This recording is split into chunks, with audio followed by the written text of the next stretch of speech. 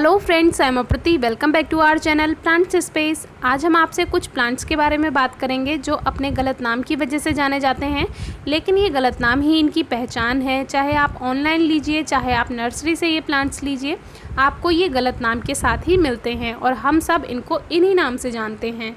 तो first plant है जिसको हम सब नाग चंपा के नाम से जानते हैं, लेकिन ये प्लूमेरिया फैमिली का प्लांट होता है।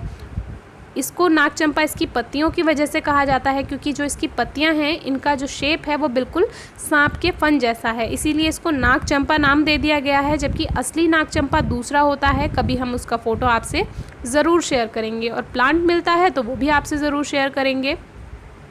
तो ये एक छोटी सी कटिंग हमने लगाई थी जो कि चल गई है। इसमें बहुत अच्छे से ग्रोथ हो रही है और ज़्यादा केयर नहीं करनी पड़ती है, ऐसे ही चल जाती है ये। तो इस पर आगे हम ज़रूर आपसे वीडियो शेयर करेंगे। तो ये नाग चंपा के ही नाम से जानी जाती है और हम सब इसको नाग चंपा ही टाइटल देते हैं। तो सेकंड प्लांट है अपराजिता, जो कि इसको आप सभी जानते हैं शंख पुष्पी भी कहा जाता है, लेकिन असली शंख पुष्पी ये नहीं होता है। असली शंख पुष्पी दूसरा होता है। कुछ मॉर्निंग ग्लोरी की तरह उस पर फूल आते हैं, लेकिन फिर भी ये शंख पुष्पी के नाम से ही जाना जाता है, क्योंकि जो इसका फूल होता है वो शंख जैसा ही लगता है। आपने कभी नोटिस किया होगा। तो अभी इसका सीज़न जा रहा है तो इस पर बहुत कम फूल आने लगे हैं, लेकिन सुबह को काफ़ी सारे फूल आ जाते हैं अभी भी। तो कुछ पूजा में प्रयोग हो जाते हैं और कुछ जैसे नहीं भी प्रयोग होते हैं तो वो शाम तक सूख जाते हैं। तो अब इसमें फलियाँ बनने लगी हैं, सीड्स बनने लगे हैं। तो आज हम इसीलिए वीडियो शेयर करना चाहते थे कि कुछ पौधों को हम गलत नाम से जानते हैं, लेकिन फिर भी हम उसको गलत टाइटल ही देंगे, क्योंकि हम सभी उसी नाम से जानते हैं उसको। तो ये थर्ड प्लांट है जो कि हम सब ब्रह्म कमल के नाम से जानते हैं, लेकिन ये ब्रह्म कमल नहीं है, ये नाइट क्वीन के नाम से जाना जाता है और ये एक कैक्टस फैमिली का प्लांट है। तो हमने एक वीडियो में आपसे शेयर भी किया है, लेकिन इसकी एक वीडियो में कमेंट आया था तो हमने सोचा आपसे शेयर कर देते हैं। उसमें कहा गया था कि ये ब्रह्म कमल नहीं है, तो ये हमें भी पता है ये असली ब्रह्म कमल नहीं है। असली ब्रह्म कमल एक रेयर प्लांट है। ये नाइट क्वीन है जो कि एपिफाइलम ऑक्सीपेटलम है। तो ये ओरिजिनल ब्रह्म कमल नहीं है। वो लगाना बहुत मुश्किल है, वो हमारे यहाँ पर कहीं नहीं होगा, क्योंकि वो हिमालय के पहाड़ों में होता है। यहाँ पर वो नहीं चलेगा और किसी के घर में आपने वो देखा भी नहीं होगा, क्योंकि वो एक रेयर प्लांट है। लेकिन हम सब इस पौधे को ही ब्रह्म कमल के नाम से जानते हैं, तो आपसे यही शेयर कर रहे हैं। दूसरा प्लांट भी है इसका जो कि नीचे रखा हुआ है। तो कई वीडियोज़ में हमने शेयर किया हुआ है, 2 वीडियो अभी तक हम इसकी शेयर कर चुके हैं, तो इसके बारे में भी आपको बताना था। ये फोर्थ प्लांट है जो कि रस भरी है, ये देसी रस भरी है। तो इस पर एक वीडियो हमने शेयर की थी, तो उस पर 1-2 कमेंट्स आए कि ये रस भरी नहीं है, आप रस भरी के बारे में नहीं जानते हो। तो हम आपको बता दें, ये देसी रस भरी है। जो हाइब्रिड रस भरी होती हैं वो दूसरी होती हैं, और ये जो देसी रस भरी होती है ये अपने आप ही उग आती है। आपने देखा होगा सड़क किनारे, तो आप वो वीडियो ज़रूर चेक कीजिए अगर अभी तक आपने नहीं देखी है, डिस्क्रिप्शन बॉक्स में आपको मिल जाएंगी।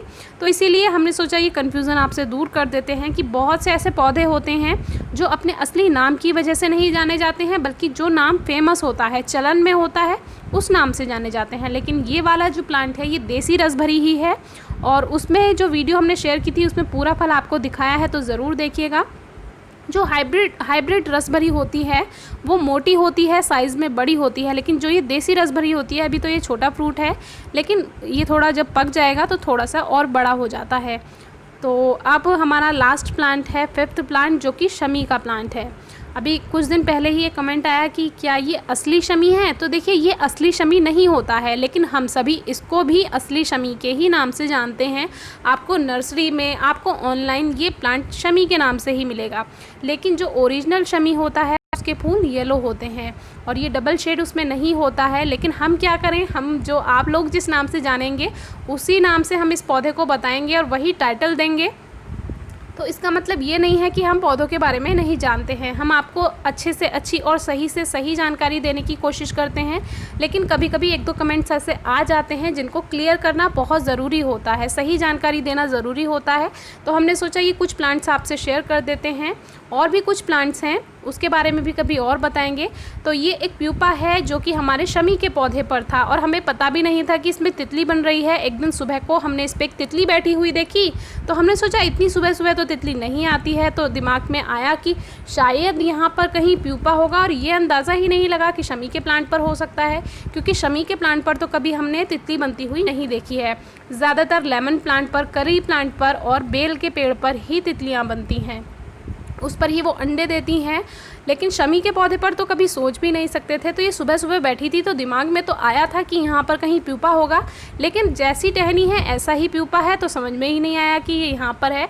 फिर जैसे ही हमने उसका फ़ोटो क्लिक किया वो उड़ गई, क्योंकि उसके पंख सूख चुके थे प्यूपा से निकलकर। ये सुबह ही लगभग 4-5 बजे बाहर आ जाती है प्यूपा से, और फिर इसके पंख सुखाने के लिए ये लगभग 3-4 घंटे बैठती है प्लांट पर ही, और फिर जब धूप निकल आती है अच्छे से इसके पंख सूख जाते हैं, फिर ये उड़ जाती है।